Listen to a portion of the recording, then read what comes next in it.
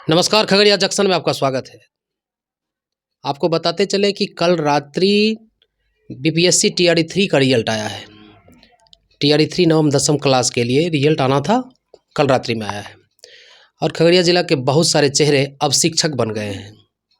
और आज हम जिससे आपको रूबरू कराने जा रहे हैं, इसका सीधा मतलब है प्रताप प्रखंड के कन्हैया चक्की चित्ररेखा कुमारी भी शिक्षिका बन गई है और गणित के पोस्ट पर, मैथ के पोस्ट पर।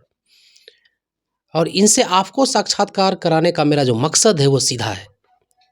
शिक्षिका बनने से पहले, जो कि रात्रि में रिजल्ट आया और अब चित्ररेखा शिक्षिका बन गई, इससे पहले का जो कार्य प्रणाली चित्ररेखा का रहा है काबिले तारीफ रहा है।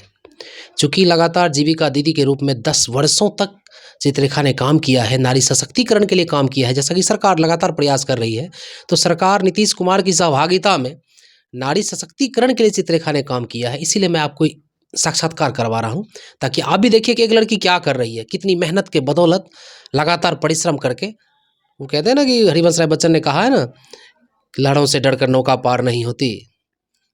और क्या कहते हैं पता है? कोशिश करने वालों के कभी हार नहीं होती। तो ऐसा ही है। अपना इंट्रोडक्शन दीजिए। जी, मेरा नाम चित्ररेखा कुमारी है। मेरे पिताजी का नाम श्री कार्यानंद चौधरी है और मेरे दादाजी का नाम श्री स्वर्गीयानंद मुरलीधर चौधरी है और मैं कन्हैया चक की निवासी हूँ। अच्छा, कब मैट्रिक की है? कब? मैं मैट्रिक 2011 में की।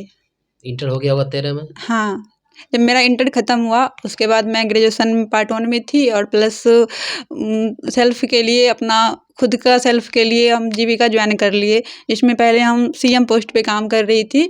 तो मैं 2 साल सीएम पोस्ट पे काम की, तो उसमें ही फिर मेरा प्रमोशन हो गई बीके पोस्ट पे, जिसमें कि हम 8,000 7,000 सैलरी मिलती थी। 8-10 दिन की काम होती थी, हम फिर उसमें काम करते थे।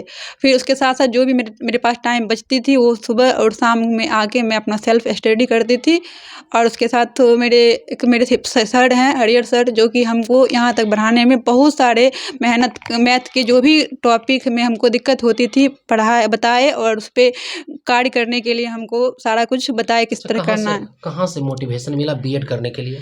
बीएड मैं जब ग्रेजुएशन कंप्लीट कर ली ना, तो फिर पहले मैं पीजी कर ली। तो फिर पीजी भी आपने किया है? जी, पीजी की। तो फिर देख रहे थे कि अब आ रही सीटेट क्वालिफाई करना है, बीएड करना, फिर टीचर बनना है। तो हमको पहले पता था नहीं कि हम बीएड कर ले, तो पहले हम पीजी कर ले। तो फिर सोचे इस करने से तो कोई फायदा है नहीं, पता नहीं था बीएड करना है। बीएड करना है, पीजी कर ले, उससे तो हमको कुछ बेनिफिट मिल नहीं रही थी। तो फिर मेरे दिमाग में आया क्यों ना मैं बीएड कर लूँ। फिर मैं बीएड की। उसके बाद मैं टीआरई 3 का भी एग्ज़ाम दी फर्स्ट अटेम्प्ट में, जो कि मेरा सेंटर पड़ा था मुंगेर में। और वहाँ मेरे आधा घंटा क्वेश्चन हमको लेट मिलने की वजह से और थोड़ा सा मेरी तैयारी में भी कमी रह गई थी, जो टीआरई 2 में मेरा सिलेक्शन नहीं हो पाई। फिर उसके अनुसार जब मेरा सिलेक्शन नहीं हो पाई, तो फिर थर्ड के लिए मैं अपना जान जी लगा के काम करते हुए मैं अपने आप को यहाँ तक हासिल कर पाई हूँ। जीविका दीदी में कितना कमा लेती थी? जीविका में मेरा सैलरी 8 बीओ थी, जिसमें हमको 8,000 एभव मिल जाती थी। अब आपकी सैलरी 50,000 प्लस हो जाएगी, 50,000 लगभग। जी। तो कैसे देखते हैं? 6 गुना ज़्यादा सैलरी मिलेगा। तो अच्छा ये बताइए, चलिए ये तो सैलरी की बात हो गई। पहले नारी सशक्तिकरण के लिए काम किया जा रहा था, जी, महिलाओं को प्रमोट करने का जी, प्रयास जी। था, ग्रुपिंग बना के उसमें उसको गरीब फिनांस करते थे। गरीब दीदी को हाँ, उनका गरीब दीदी हेल्प को करना जोड़ने का है। काम था। तो जी, महिलाओं को शिक्षित करने का प्रयास एक तरह से जी, था, जी, उसको माना जाए। अब क्या है, अब हाई स्कूल की शिक्षिका बन गई है, जी, मैथ पढ़ाना है बच्चों को, उसमें लड़कियां भी रहेंगी। जी। तो अत्यधिक उम्र की महिलाओं को डील करना, अब कम 9-10 के बच्चों को डील करना, क्या लग रहा है? मेरे लिए कोई कठिन नहीं लग रही, क्योंकि हर इंसान जो चाह ले वो कर सकती है। अगर छोटी बच्ची ही मेरे पास आए, अगर मैं उसको सही मोटिवेशन दूँगी तो उस रास्ते पे वो चल सकेगी। और जो गरीब दीदी के साथ निरक्षर दीदी के साथ मैं काम कर रही, तो उनको भी समझाना, उनको भी मोटिवेट करना, उनको रोज़गार दिलवाने का काम करके पूंजीगत करती थी। उसी तरह मैं अपने स्टूडेंट को भी अपने स्तर से उतना सारा ज्ञान दूँगी, ताकि वो भी एक ना एक दिन अच्छा कामयाब हासिल कर सके। अच्छा, अभी पता है ना शिक्षा सचिव कौन है? जी, सिद्धार्थ। उनकी कार्य प्रणाली कैसी लग रही है? ठीक है। अब तो ऑनलाइन चेक कर लेते हैं बेचारे। हाँ, बहुत। अब तो फोन वीडियो करके कॉलिंग, बोलते हैं कहाँ है, क्लास से बाहर हाँ, कैसे हैं? वीडियो कॉलिंग पे देख लेते हैं कौन टीचर कहाँ पे हैं। अच्छा, ये पता होगा पहले के जो गुरुजी हुआ करते थे, सर जी, हुआ करते थे, और जी, अब दोनों में काफ़ी अंतर है।